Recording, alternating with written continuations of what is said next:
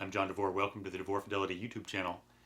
Today I wanted to revisit the topic of a previous video where I talked about mindfulness, and I also talked about some of the music that sometimes can help block out the outside world and help draw your consciousness into whatever you're trying to focus in on, which in my case is often just my breathing. I wanted to just talk about the fantastic response I got from that video. Tons of great suggestions for other music. And so I really wanted to sort of revisit the topics so that I could bring in a bunch of the new music that people have been recommending to me, some of which I had already, some of which I sought out and bought and fell in love with. And I also wanted to talk a little bit about the mindfulness and the meditation itself. I certainly didn't want to make the previous video sound like I was any good at meditating. I'm sure I didn't say that in there. I'm actually terrible at it. And I did emphasize in the video how the battle with the difficulty of doing a mindful sit is a large part of the exercise, at least for a beginner or an amateur like me. Some people actually mentioned in the comments how they thought that music could be distracting from being able to sit and really focus on nothingness or focus on breathing or focus on being fully present, mindful. And that's definitely true. I don't use music that often when I'm sitting. So what I wanted to talk about was what I use this kind of music for. Aside from listening for pleasure, which I do listen to ambient music for pleasure, or some of this new ultra minimalist classical music, I do listen to it for pleasure. But sometimes I also listen to it as an alternative meditation. And in that sense, I'm not using the music to block everything out so that I can focus on something else. I use the music so that I can focus completely on it. And for that, I don't necessarily use pure ambient music. Sometimes I do use some of the ambient stuff, but sometimes I also use stuff that remains really sort of minimalist, but that the recording has a transformative or a transportive quality in that it has the ability to remove you from where you are or remove where you are from being around you and replacing it with something else, something that has been somehow captured in the recording, whether it's captured in the composition itself, whether it's captured in the recording of ambience in which it's played. One fantastic example of a record like this is actually one of the records that I spoke about in the previous video by Adrienne Lenker, and it's one of the two records that she released this year called Instrumentals.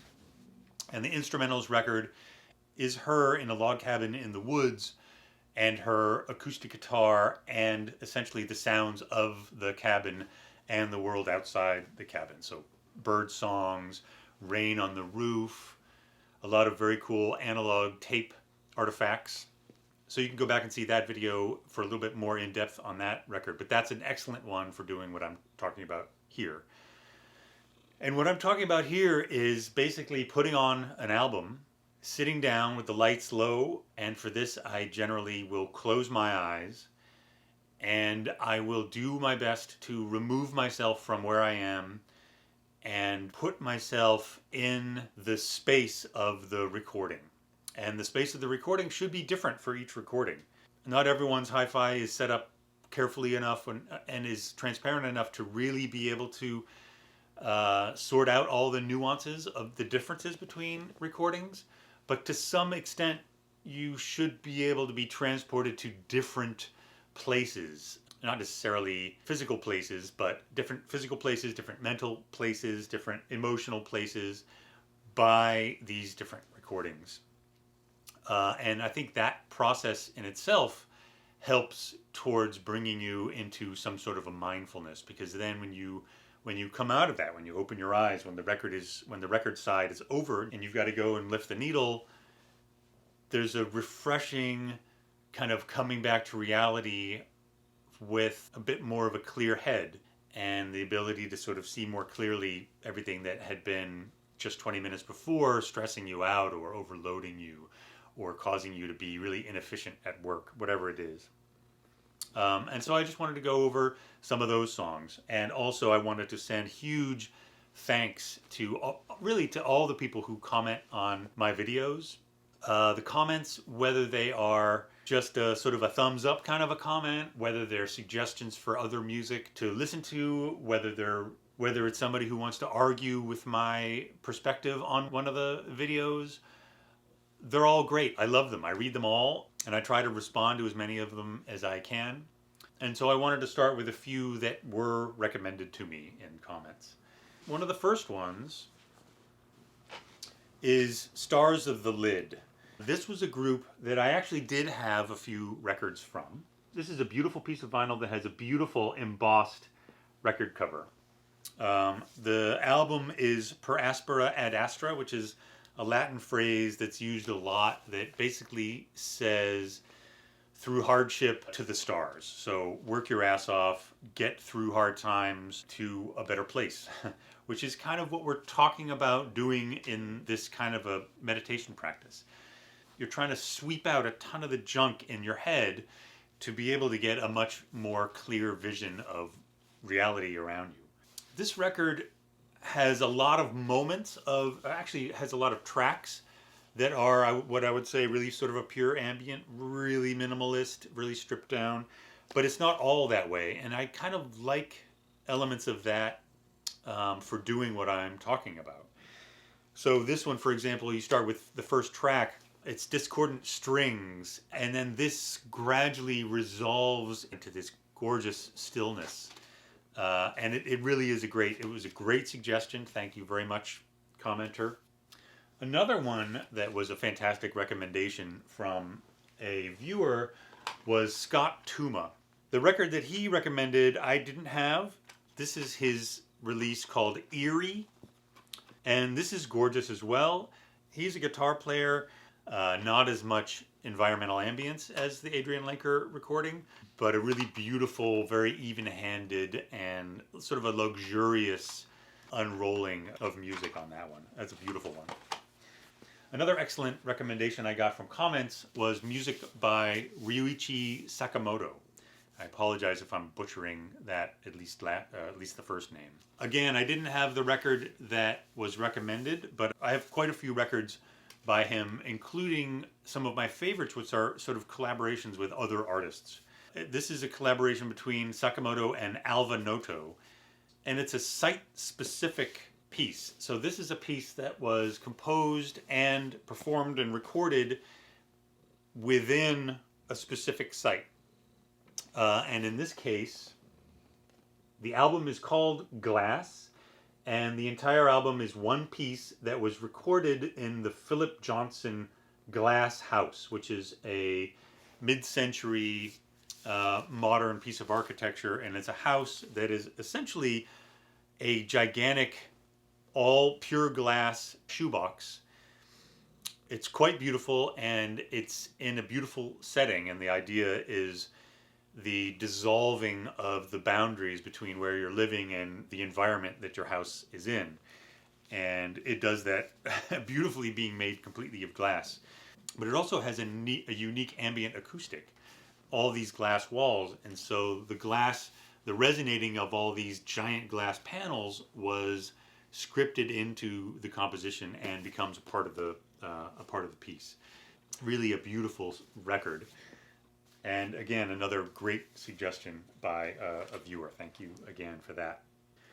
The Stars of the Lid recommendation reminded me a lot of this record, which is why this one makes it onto the video. And this is a record by Jay Carter, or Jeremiah Carter, not James Carter, the saxophone player. And this is an arrangement for a small string ensemble and electronics, and it has a similar sort of progression as the Stars of the Lid record. This one has really beautiful string interplay, and it really is not an ambient record. It really is more of a new classical piece, and that there's quite a few things going on all the time. But it does start out in more of a discordant note, and then that is resolved and almost sort of pacified with a nice big fat drone of bass electronics. a great one. The next one is from Panabright, and it's another cassette. This one has fantastic ambience. The album is called Disintegrating Landscape, and this one really does bring you into a recorded space with another progression, although this one starts with a lot of chimes, bronze, temple bells, and things like that that are allowed to really kind of ring out into the space. And then that all builds into, again, with strings and some synth tones, it builds into more of a drone and something that really sort of moves forward in a really steady pace, but a beautiful sounding one. Next is another artist. This is an American composer who lives in Sweden, Kali Malone. And this record is called The Sacrificial Code.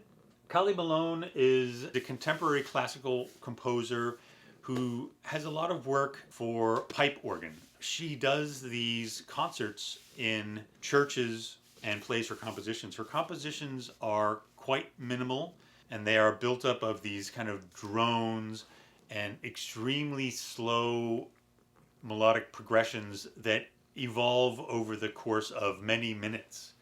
So this is basically just her sitting at this instrument, which is in a music school, and it's a very slow sort of dirge of her playing on this organ. And what is most apparent immediately in the recording is this sort of raspy, breathy texture of the organ. You know, the organ's a keyboard, but it's actually also sort of a woodwind. You know, the keys are not plucking strings or anything. What they're doing is they're opening valves so that a big wind machine can blow across reeds and pipes. And so what you're hearing in this one in particular is that really breathy and mechanical quality of the instrument, again, in a room, not a giant cathedral in this case, but in a more intimate room. And it's a perfect venue to hear her compositions very slowly and deliberately unwind, and so that by the time you get to the end of one of her pieces, you may not have been aware of it, but suddenly there's a resolution and you see that the composition actually has sort of unfurled without you being aware of it. And these are they're really beautiful pieces. Highly recommended. She's got a lot of great records out, and tapes if you can find them, although the tapes tend to be very limited production and can be pretty hard to score. Another one which has really fantastic sense of space in it, and this one is by electronic artist Emily A. Sprague, and it's two records, both of which are beautiful together. It's a double album, Water Memory and Mount Vision. And it's sort of two poems broken out into pieces of music. This one really does transport you to nature, and they really evoke a sense of natural space and outdoor space. And then once you followed Emily to this outdoor space, she unrolls these electronic compositions that sort of underscore this beautiful natural location and even sort of contrast to some of it. The last record I wanted to talk about, this is excerpts from a composition by Max Richter called Sleep. So the original version of this is an 8-hour piece of music that was designed to be played through the night. And it's an 8-hour, essentially, sleep cycle. And you can get that as a download. It's an 8-hour piece, and it's exquisite. It's gorgeous. It's a beautiful piece, but it's also an 8-hour commitment to listen to the entire thing. This is sort of a highlights reel from that 8-hour piece. It is ultra minimalist. It's not ambient. It brings you through this sort of course of falling asleep, dream states, and it is a beautiful piece of music. I hope some people get some ideas on how they can try to recenter themselves. If they don't have 20 minutes to sit down and truly meditate with Om and with the lotus position and all that classical stuff, maybe they can take a little bit of time from their normal music listening. They can do maybe one side of one of these things to kind of bring it all down to the center and increase their enjoyment of all that other kind of music, and really increase their enjoyment of the rest of their day by being more mindful of that day and being able to be more clear-headed and clear-sighted when they approach the day. Thank you very much for watching. Thank you very much for subscribing. Thank you so much. I mean, my subscriber base has increased enormously since the last time I did a mindfulness video. So thank you again so much. And I'll see you at the next video.